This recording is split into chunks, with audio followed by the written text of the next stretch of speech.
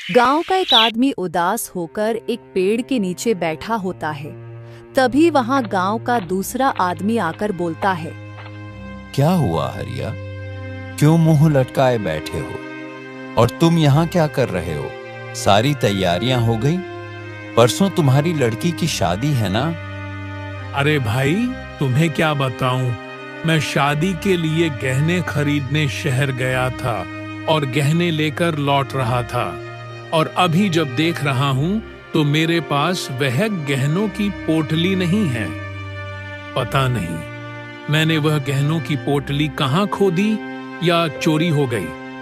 कुछ समझ में नहीं आ रहा। मैंने बहुत ढूंढने की कोशिश की पर मिल नहीं रही। और अब किस मुंह से मैं घर जाऊं? मेरी बेटी की शादी टूट जाएगी। मैंने बहुत मुश्किल से अपने खेत गिरवी रखकर इंतजाम किया था।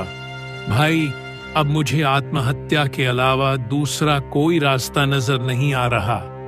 हरिया, तुम ऐसी बातें मत करो, हिम्मत रखो, सब ठीक हो जाएगा। मेरी एक बात सुनो। पड़ोस के गांव में एक हरिश्चंद्र नाम के ज्योतिषी है जो बहुत पहुंचे हुए हैं। मैंने सुना है कि वह सारी बातें सच बता देते हैं। उन्हें भूत, भविष्य और वर्तमान सबकी जानकारी है। वह जरूर तुम्हें बता देंगे कि तुम्हारे गहने तुमने कहां छोड़ दिए या फिर चोरी हो गए। मेरी बात मानो तो तुम एक बार उनसे चलकर मिल लो। वह तुम्हारी मदद जरूर करेंगे। ठीक है, अगर तुम इतना कह रहे हो तो मैं तुम्हारे साथ चलता हूँ। अब वो ही मेरी आखिरी उम्मीद है। इतना कहकर दोनों उन ज्योतिष हरिश्चंद्र के यहाँ जाने के लिए निकल जाते हैं।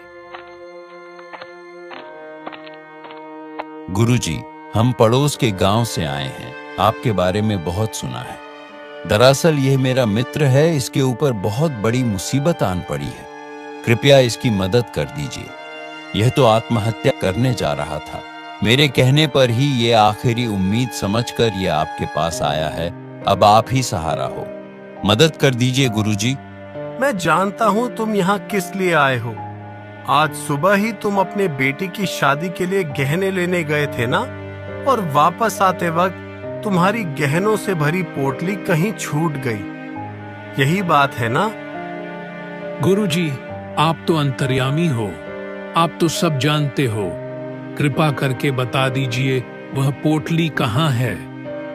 तो सुनो, वह पोटली तुमसे जब तुम किराने की दुकान पर सामान ले रहे थे तब तुमसे छूट गई और एक कुत्ते ने उसे खाना समझकर उठा लिया और वहां से कुछ ही दूर एक बरगद के पेड़ के नीचे जाकर रख दिया। वह पोटली अभी भी वही पड़ी है। तुम जाकर उसे ले लो। हरिया यह बात सुनकर बहुत खुश हो जाता है और हरिश्चंद्र को धन्यवाद कहते हुए जल्द से जल्द वह पोटली लेने जाता है। तो सचमुच पोटली उस पेड़ के पास मिलती है। वो बहुत खुश होता है और हरिश्चंद्र के पास वापस आ जाता है। गुरुजी, मुझे तो समझ में नहीं आ रहा कि किन शब्दों में आपका धन्यवाद करूं। आज आपने मेरे लाज रख ली। लाज क्या, आपने मेरी जान बचा ली। मैं तो आत्महत्या करने जाने वाला था। मुझे लगा अब कुछ नहीं बचा, सब खत्म हो चुका है। आपने मेरी जान बचाई है गुरुजी। आपका जितना धन्यवाद करो उतना कम है। सच में आप बहुत महान हैं गुरुजी। भगवान आपको सुखी रखें, आपका भला करें। इसे रख लीजिए गुरुजी, यह मैं अपने खुशी से दे रहा हूँ। आज मैं बहुत खुश हूँ। हरिया अपनी खुशी से हरिश्चंद्र को कुछ पैसे देता है। ऐसे ही हरिश्चंद्र अपने विद्या के बल पर लोगों की समस्या का समाधान करते और लोग अपनी खुशी से उन्हें दान देते थे। उसी पर हरिश्चंद्र का घर चला था। उसके पास किसी बात की कोई कमी नहीं थी। सब कुछ अच्छा चल रहा था। कुछ दिन ऐसे ही बीत जाते हैं। हरिया अपने गांव जाकर हरिश्चंद्र के बारे में सबको बताता है। धीरे धीरे यह बात पूरे गांव में फैल जाती है और उस गांव के राजा के मंत्री के पास यह बात पहुंच जाती है। राजा का मंत्री सोचता है, अगर यह विद्या मुझे मिल जाए तो मैं क्या कुछ नहीं कर सकता। मुझे भी भूत भविष्य वर्तमान का ज्ञान हो जाएगा।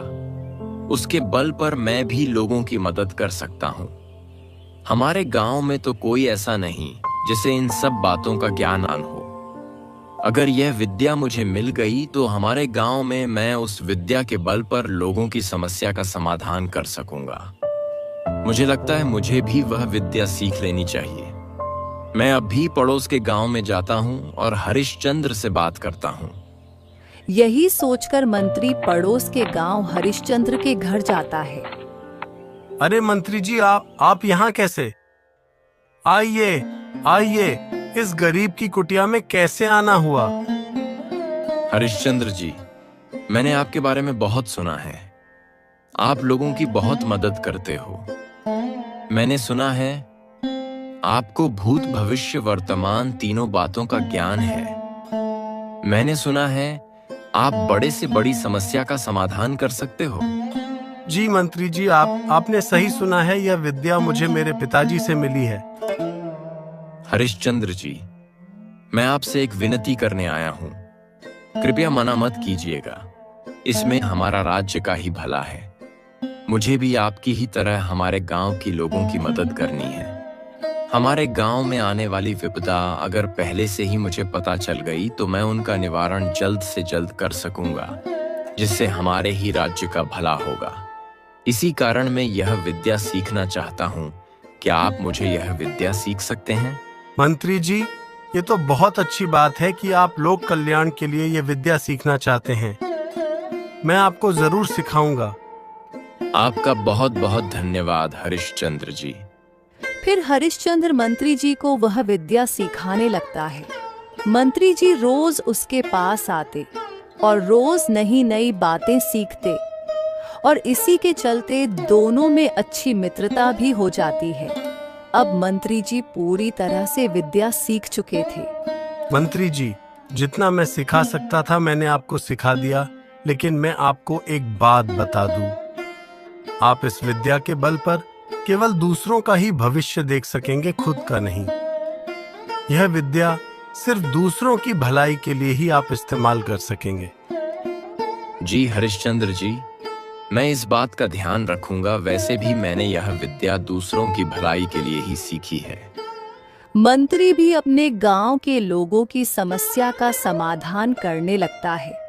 उसकी कही हुई हर बात सच होने लगती है। एक दिन मंत्री सोचता है, हरिश्चंद्र ने मेरी बहुत बड़ी मदद की है, मुझे इतनी बड़ी विद्या सिखाई है। क्यों ना मैं आज अपने मित्र हरिश्चंद्र का ही भविष्य देखूं कि उसके भविष्य में आगे क्या लिखा है। मंत्री हरिश्चंद्र के बारे में सोचने लगता है।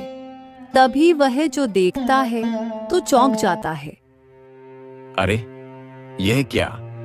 हरिश्चंद्र के लिए तो आने वाले 20 दिन बहुत घातक साबित होने वाले हैं। इन 20 दिनों में कुछ भी हो सकता है। उसकी अकाल मृत्यु का योग भी बन रहा है।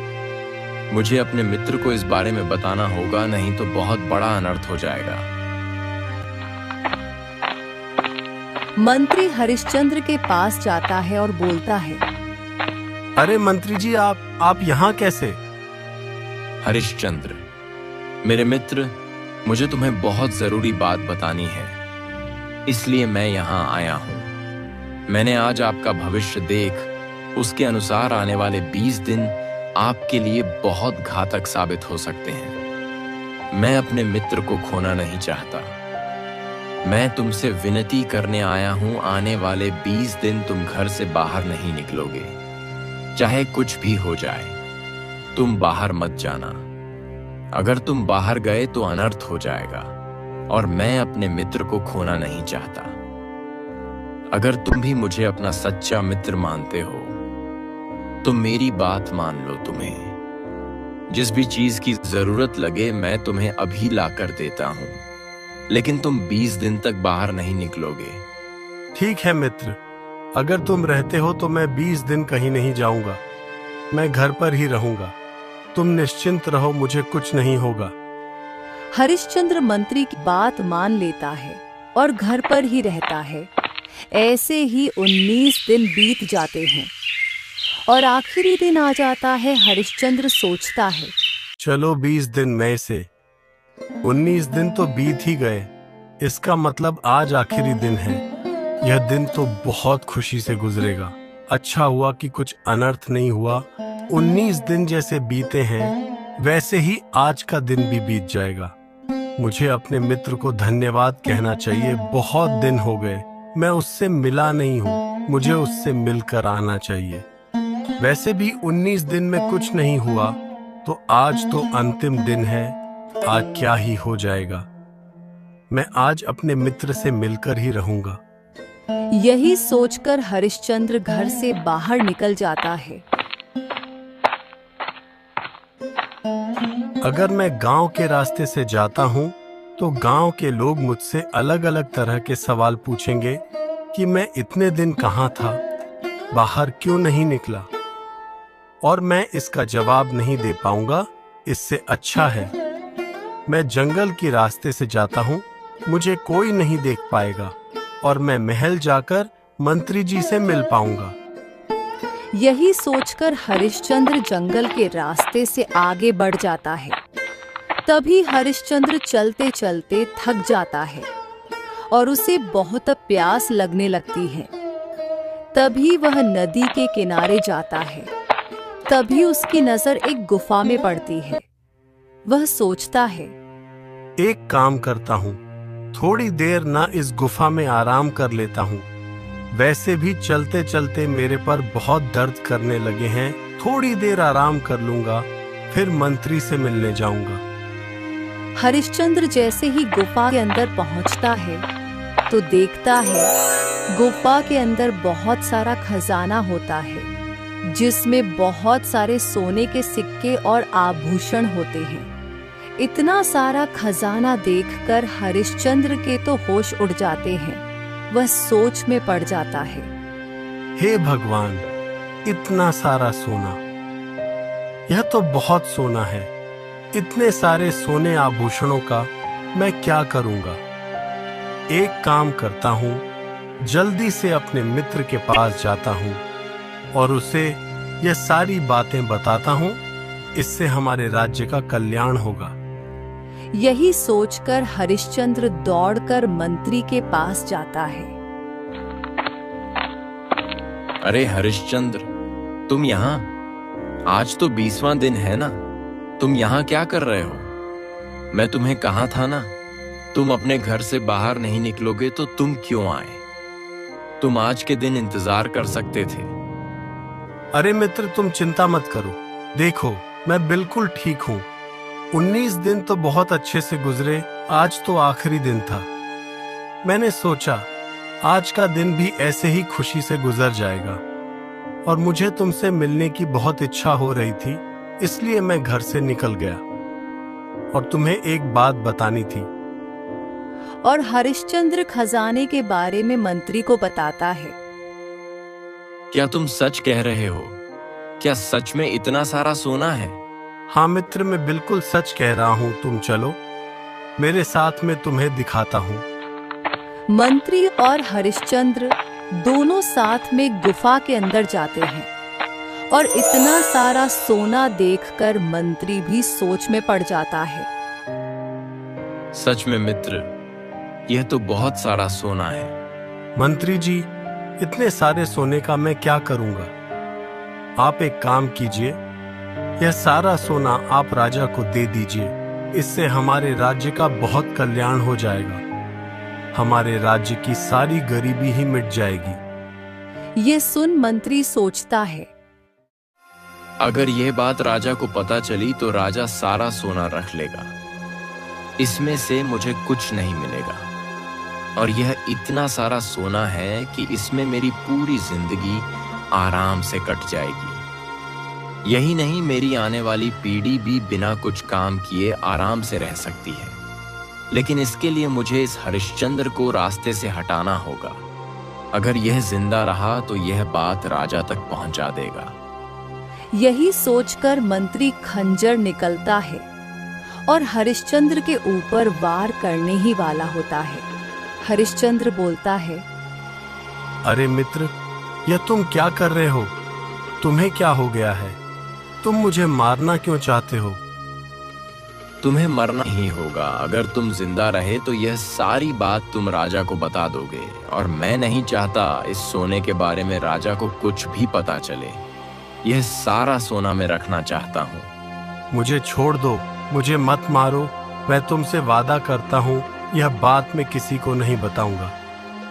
तुम ये सारा सोना रख लो, लेकिन मुझे जाने दो। नहीं, बिल्कुल नहीं। मैं तुम पर भरोसा नहीं कर सकता। अगर तुम यह बात मुझे बता सकते हो तो राजा को भी बता सकते हो, और मैं इतना बड़ा जोखिम नहीं उठा सकता। तुम्हें मरना ही होगा। हरिश्चंद्र मंत्री को बहुत समझाने की कोशिश करता है, लेकिन मंत्री के सर पर भूत सवार होता है। वह हरिश्चंद्र की एक बात भी नहीं सुनता। फिर हरिश्चंद्र उसे बोलता है, ठीक है, अगर तुम मेरी जान ही लेना चाहते हो तो मेरी एक आखिरी इच्छा है, उसे पूरी कर देना। बताओ, तुम्हारी क्या इच्छा है? मैं जरूर पूरी करूंगा। मेरी पत्नी गर्भवती है। उसे इस बात का पता मत चलने देना कि मैं मर चुका हूँ।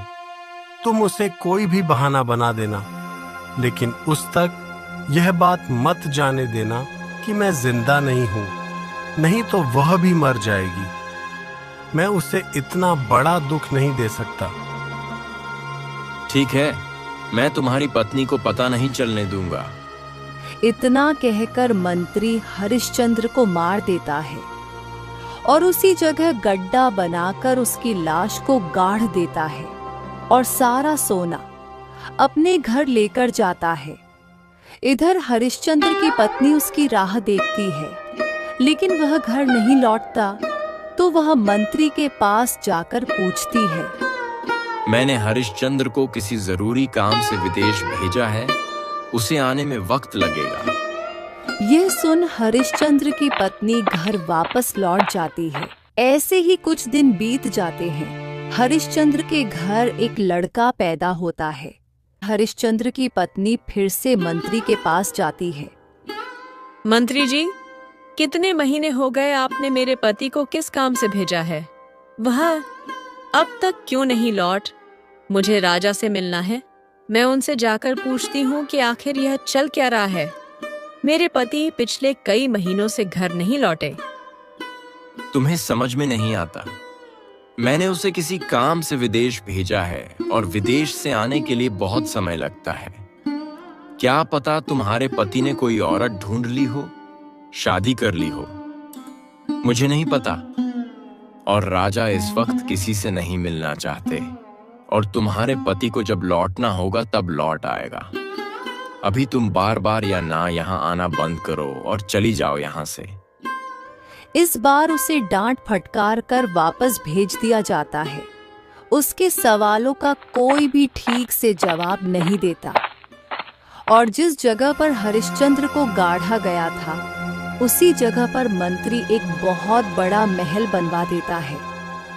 हरिश्चंद्र की पत्नी जैसे तैसे लोगों के घर काम करके अपने घर का गुजारा करती है।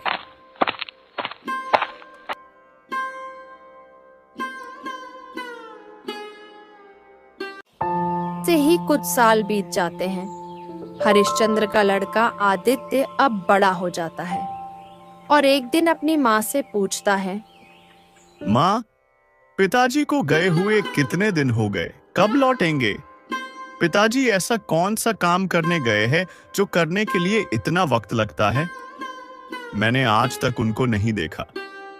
मंत्री जी ने ऐसा कौन सा काम करने के लिए उन्हें भेजा है जो उन्हें इतने साल लग गए? पता नहीं बेटा, मैं हर बार मंत्री के यहाँ जाती हूँ, पूछती हूँ, पर वह मुझे कुछ नहीं बताते।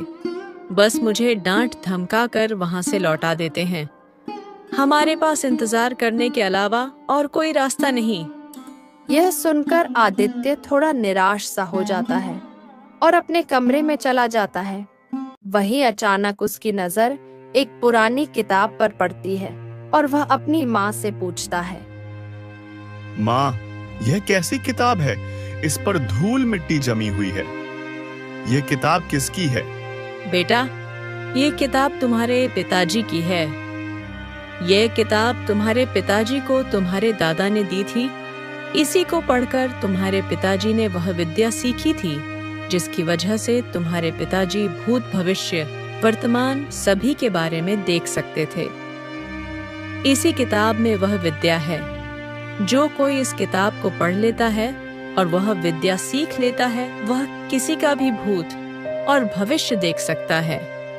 आदित्य आश्चर्य में पड़ जाता है और वह किताब पढ़ने लग जाता है। पढ़ते पढ़ते कुछ ही दिनों में वह उस विद्या को हासिल कर लेता है और जैसे ही उसे वह विद्या अवगत होती है, वह सबसे पहले अपने पिताजी के भूतकाल का चित्र देखता है तो उसे रोना आ जाता है और उसे रोता देख उसकी माँ उससे पूछती है, आदित्य, क्या हुआ, तुम रो क्यों रहे हो? माँ, पिताजी नहीं रहे। बेटा, यह तुम क्या कह रहे हो? मैं सच कह रहा हूँ माँ, पिताजी अब इस दुनिया में नहीं रहे। उनका इंतजार करके अब कोई फायदा नहीं। यह सुनकर आदित्य की माँ जोर जोर से रोने लगती है। कुछ दिन ऐसे ही बीत जाते हैं और एक दिन आदित्य की माँ बोलती है, बेटा, घर में अनाज खत्म हो गया है। घर में पैसे भी नहीं कि हम अनाज ला सके। फिक्र मत करो माँ, मैं अभी जाकर बनिया की दुकान से थोड़ा अनाज लेकर आता हूँ। पर बेटा, बनिया को देने के लिए हमारे पास पैसे नहीं हैं और वह बिना पैसे के अनाज नहीं देने वाला। तुम तो जानते हैं ना कितना दुष्ट आदमी है। वह लोगों को लुटता रहता है।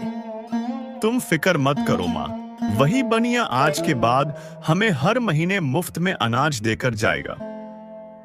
तुम बस थोड़ा इंतजार करो, मैं अभी उसके पास जाकर आता हूँ।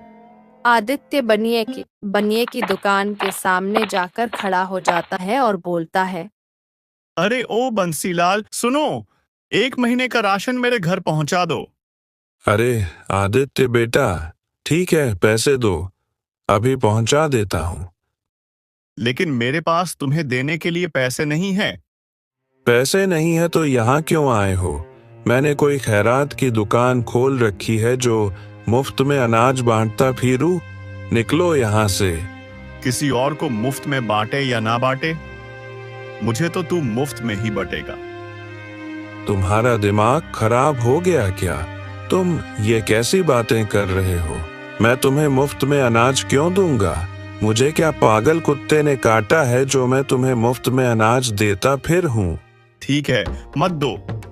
मैं अभी राजा के पास जाता हूँ और बोल देता हूँ कि राजमहल में जो अनाज आया था उसमें से 8 बोरियां तुमने चुरा ली थी। मैं अभी जाकर बता देता हूँ, फिर तो राजा तुम्हें सूली पर चढ़ा देगा। बंसीलाल को यह सुनकर झटका लग जाता है और वह सोचता है, ये सारी बातें इस आदित्य को कैसे पता चली? अगर यह बात राजा तक पहुंची तो राजा सच में मुझे सूली पर चढ़ा देगा। नहीं नहीं, यह बात बाहर नहीं निकालनी चाहिए। अरे आदित्य बेटा, तुम ऐसी बातें क्यों कर रहे हो? तुम्हें अनाज चाहिए ना?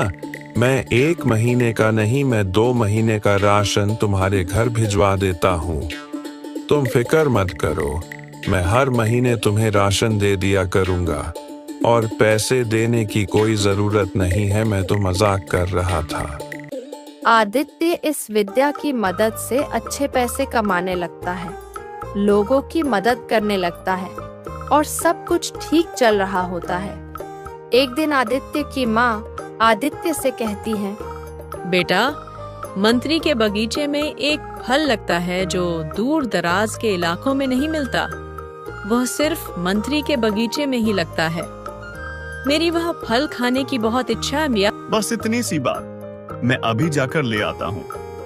पर बेटा, तुम तो जानते हो ना, उसे बगीचे की रखवाली बहुत सारे पहरेदार करते हैं। तुम्हें वह अंदर जाने नहीं देंगे। तुम फिक्र मत करो माँ, मैं कुछ ना कुछ करके वह फल तुम्हारे लिए ले आऊंगा। आदित्य वो फल लेने के लिए घर से निकल जाता है और बगीचे के दरवाजे पर जाकर खड़ा हो जाता है।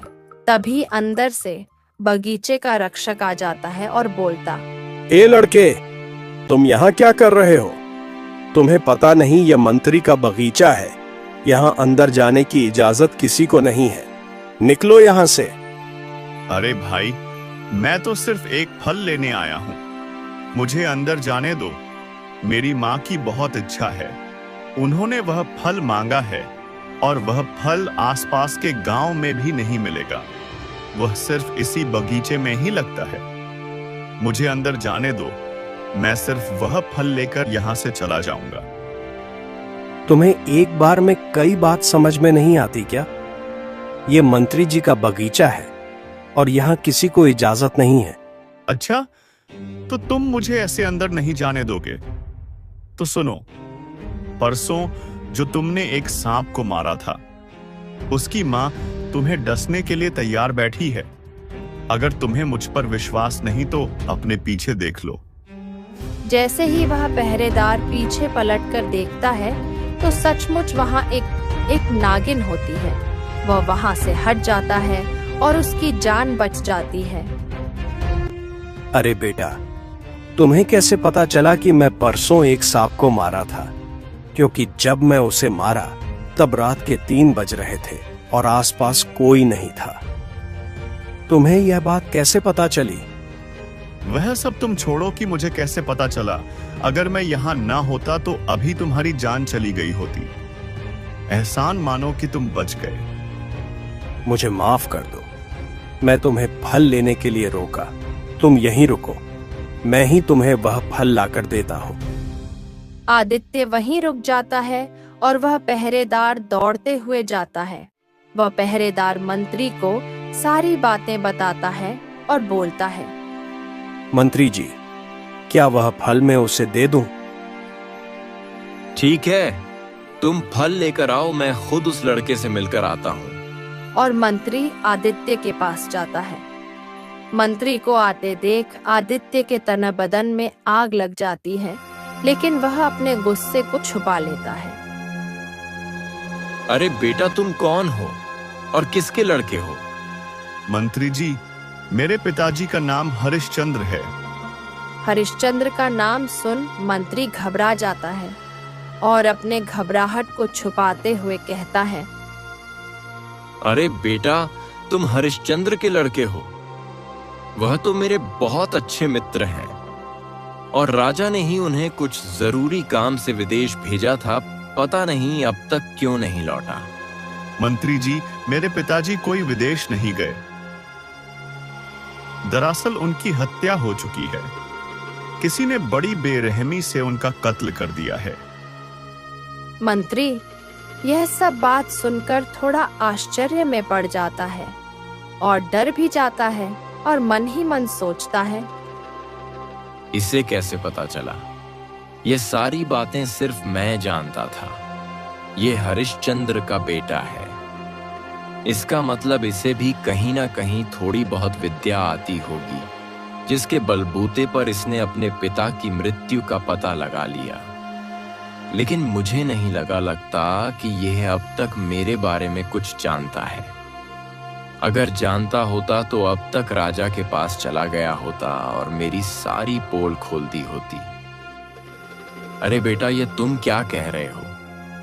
ये सब तो मुझे पता नहीं था। वह बहुत अच्छा मित्र था मेरा और तुम्हारे पिता बहुत अच्छे आदमी थे। पता नहीं किसने उनका बेरहमी से कत्ल कर दिया। क्या तुम्हें पता है वह कौन है? किसने तुम्हारे पिताजी का कत्ल किया? मंत्री जी, बहुत जल्द सबको पता चल जाएगा कि वह इंसान कौन है जिसने मेरे पिता का खून किया, और वह ज्यादा दिन तक बच नहीं पाएगा और उसे अपने किए की सजा जरूर मिलेगी। जिस तरह से उसने मेरे पिता को तड़प तड़प कर मारा है, वह भी तड़प तड़प कर ही मरेगा। यह सब सुनकर मंत्री बहुत डर जाता है और वहां से चला जाता है और थोड़ी दूर जाकर अपने एक भरोसेमंद आदमी प्रताप को बोलता है, अरे सुनो प्रताप, वहां जो एक लड़का खड़ा है उसे कारागृह में डाल दो और वह वहां से कभी बाहर नहीं निकलना चाहिए। मैं तुम्हें इसके लिए बहुत अच्छी कीमत दूंगा और तुम्हारी मनचाही मुराद भी मैं पूरी करूंगा। वह लड़का वहीं मर जाना चाहिए। और किसी को इस बात की कानों कान खबर तक नहीं होनी चाहिए, और वह कुछ दिनों तक कारागृह में बंद रहेगा तो अपने आप भूख से मर जाएगा। याद रहे, यह बात किसी को पता नहीं चलनी चाहिए। प्रताप यह बात सुनकर बहुत खुश हो जाता है और जाकर आदित्य को पकड़ लेता है। ए लड़के, चलो मेरे साथ। पर तुम मुझे कहाँ ले जा रहे हो? मैं तो सिर्फ यहाँ फल लेने आया था। मंत्री का आदेश है, तुम्हें बंदी बनाना है। रुको रुको, तुम मुझे बंदी बनाकर तुम्हें क्या मिलेगा? मैं जानता हूं कि मंत्री ने तुमसे कहा है कि तुम्हारी मनमुराद पूरी करेगा, लेकिन मैं मंत्री को अच्छी तरह से जानता हूं। जैसे ही तुम मुझे बंदी बना लोगे, वह तुम्हें भी मार देगा, क्योंकि तुम यह बात किसी और को ना बता दो, इसलिए वह तुम्हें भी मार देगा। और वैसे भी तुम तो उसकी लड़की से शादी करना चाहते हो, और यही तुम्हारी मुराद है, और वह बात कभी संभव नहीं हो पाएगी। अगर तुमने मुझे बंदी बनाया तो वह तुम्हें भी मार देगा। प्रताप यह सब सुनकर चौंक जाता है और बोलता है, तुम्हें यह सब बातें कैसे पता चली? मुझे सब पता है कि तुम मंत्री की बेटी से प्यार करते हो और वह भी तुम्हें चाहती है। तुम दोनों शादी करना चाहते हो, और यह मंत्री के जिंदा रहते यह संभव नहीं है। पर तो चिंता मत करो, यह मंत्री कुछ दिनों का मेहमान है, क्योंकि राजा इसे खुद फांसी की सजा सुनाने वाला है। मैं तुमसे वादा करता हूं, अगर तुम मेरी बात मानोगे तो मैं तुम्हारी शादी मंत्री की बेटी से करवाऊंगा। जैसा मैं कहता हूं वैसा करो। अभी तुम मुझे छोड़ दो और मंत्री जी से जाकर कह दो कि तुमने मुझे बंदी बना लिया है और कारागृह में डाल दिया है, और मेरी मृत्यु भी हो चुकी है। और जब तक मंत्री तुम्हें 3 तमाचे ना मारे, तब तक तुम सच मत बोलना। जिस दिन मंत्री तुम्हें 3 तमाचे मार देगा, उस दिन उसे सब सच बता देना कि मैं जिंदा हूँ। प्रताप आदित्य की यह बात मान लेता है और मंत्री से जाकर जैसा आदित्य ने कहा था वैसा बोल देता है। यह सुनकर मंत्री निश्चित हो जाता है। ऐसे ही कुछ दिन बीत जाते हैं। एक दिन रानी राजा के पास आकर, महाराज, मेरा हीरो का हार कहीं मिल नहीं रहा। मैंने महल में ढूंढ लिया, पर वह मुझे कहीं नहीं मिल रहा, और वह मेरे पसंदीदा हार है। मुझे वह हर किसी भी हालत में चाहिए। आप उस हार का पता लगाइए। ठीक है रानी इंदुमती, तुम फिक्र मत करो। हमारा मंत्री है ना, उसे सब कुछ पता होता है। वह भविष्य भूत सब देख सकता है। मैं अभी किसी को भेजकर मंत्री को बुलाता हूं और उससे पूछता हूं। अरे मंत्री जी, रानी का बहुत कीमती हीरो का हार खो गया है और वह कहीं मिल नहीं रहा। तुम तो भूत, भविष्य और वर्तमान का ज्ञान रखते हो, तो अपनी विद्या का इस्तेमाल करके जल्द से जल्द वह रानी का खोया हुआ हार ढूंढ दो, और याद रहे कल तक वह हार मिल जाना चाहिए। अगर नहीं मिला तो तुम्हें सूली चढ़ा दिया जाएगा। ये सुनकर मंत्री के होश उड़ जाते हैं और वह जल्द से जल्द अपनी विद्या का प्रयोग करके हार ढूंढने लगता है। पर उसकी विद्या इस बार कुछ काम नहीं आती और वह पता ही नहीं लगा पता कि वह हार गया तो गया कहाँ। वह सोच में पड़ जाता है। हे भगवान, यह कैसी मुश्किल में डाल दिया तुमने। अगर मैं यह नहीं पता कर पाया कि रानी का हार गया तो गया कहाँ, तो राजा मुझे सूली पर चढ़ा देगा, और मेरे अलावा एक ही था जो यह कर सकता था, लेकिन मैंने उसे मरवा दिया। उसके बाद अगर कोई कर सकता है तो उसका बेटा आदित्य, लेकिन मैंने तो उसे भी कारागृह में डाल दिया। एक काम करता हूं, प्रताप से पूछकर देखता हूं, शायद वह अभी जिंदा हो, शायद वह बच गया हो, या फिर कारागृह से निकलकर भाग गया हो। तभी मंत्री प्रताप को बुलवाता है और बोलता है, प्रताप, सच सच बताओ, आदित्य कहाँ है? वह जिंदा है या मर गया? मंत्री जी, जैसा आपने कहा था मैंने वैसे ही किया। उसे कारागृह में डाल दिया था। वह तो कब का मर गया होगा। मैं आपको बताया भी था। झूठ मत बोलो, सच सच बताओ, आदित्य कहाँ है? मैंने आपको कहा ना, आदित्य जिंदा नहीं है, वह मर चुका है। मंत्री को यह बात सुन बहुत गुस्सा आता है और वह गुस्से में प्रताप को 3 तमाचे मारता है। तभी प्रताप बोलता है, मंत्री जी, आदित्य जिंदा है। और प्रताप सारी बातें मंत्री जी को बता देता है। यह बात सुन मंत्री बहुत खुश हो जाता है और प्रताप को वहां से जाने के लिए बोलता है और सोचता है, ये हुई ना बात, अब आएगा मजा। अब मैं एक तीर से 2 निशाना लगाऊंगा।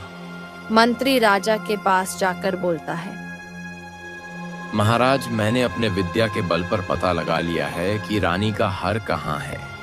बताइए मंत्री, हार कहाँ है? महाराज, रानी का हार हमारे पड़ोसी गांव में आदित्य नाम का एक लड़का है, उसने चुराया है। किसने लिया है? उस आदित्य की इतनी हिम्मत जो हमारे महल में आकर रानी का हार चुराता है। वह जहां भी है अभी के अभी उसे पकड़कर महल में लेकर आओ। इस बात की सजा तो उसे मिलकर ही रहेगी। उसकी हिम्मत कैसी हुई रानी का हार चुराने की, उसे तो हम मृत्यु दंड ही देंगे। यह सुन मंत्री बहुत खुश हो जाता है और सोचता है, अब आएगा मजा। अब आदित्य को रानी के हार का पता भी राजा को बताना होगा, और तो और राजा आदित्य को चोरी के इल्जाम में मृत्यु दंड भी देंगे। मुझे तो कुछ करना ही नहीं पड़ेगा। आदित्य को महल में बुलाया जाता है और राजा आदित्य से पूछते हैं, ए लड़के, सच सच बता, तूने रानी का हार चुराकर कहाँ रखा है? वह हार हमें अभी के अभी चाहिए। और तेरी हिम्मत कैसे हुई हमारे महल में चोरी करने की? इस बात की सजा तो तुझे मिलकर ही रहेगी। सबसे पहले तो मुझे वह हार वापस कर। महाराज, सबसे पहली बात, मैंने कोई हार नहीं चुराया। वह हार रानी ने खुद पिछले महीने ही अपने सबसे पुराने संदूक में संभाल कर रखा था। वह हार वहीं पर है। अरे हाँ, ये लड़का सच कह रहा है। महाराज, मुझे तो याद ही नहीं रहा। मैं तो भूल ही गई थी। मैंने उसे पुराने संदूक में रखा था। माफ करना महाराज, मैं भूल गई थी। इसका मतलब मेरा हार चोरी नहीं हुआ है। राजा भी सच में पड़ जाता है। आदित्य, यह सारी बातें तुम्हें कैसे पता चली? और मंत्री जी, आपने तो कहा था आदित्य ने वह हाथ चोरी किया है। जो बात आपको अपने विद्या के बल पर मुझे बताने चाहिए थी, वह बात मुझे आदित्य बता रहा है। क्या बात है मंत्री जी? आपने आदित्य को क्यों फंसाना चाहा? कहां गई आपकी विद्या? आप ये बात क्यों नहीं बता पाए? मैं बताता हूं महाराज। इस मंत्री ने जानबूझकर मेरा नाम लिया। दरअसल मंत्री के पास जो विद्या थी वह अब नहीं रही। वह रानी के हार के बारे में कुछ भी बात नहीं सकते थे और वह अच्छी तरह से जानते थे कि मेरे पास यह विद्या है और मैं बता सकता हूं।